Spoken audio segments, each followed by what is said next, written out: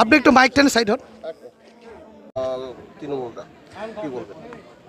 Vote যাতে শান্তিপূর্ণভাবে হয়, অবাধ নির্বাচন হোক এবং শান্তিপূর্ণ নির্বাচন হোক, এই আবেদন আমি প্রথম থেকেই করে এসেছি, এখনও আজকেও করছি সমস্ত মানুষের কাছে।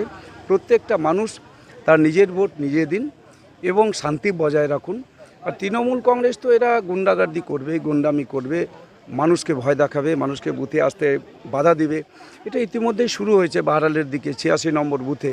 আমি ইতিমধ্যেই জানিয়েছি যাতে মানুষ তার ভোট দিন।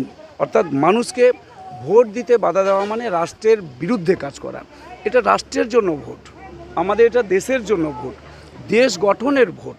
এই ভোটে সবাই সমস্ত মানুষ আসুন, নিজ ভোট নিজে দিন এবং দেওয়ার সুযোগ করে দিন। যারা আজকে এই সমস্ত করছেন, গুন্ডাগার্দি করছেন, যারা মানুষ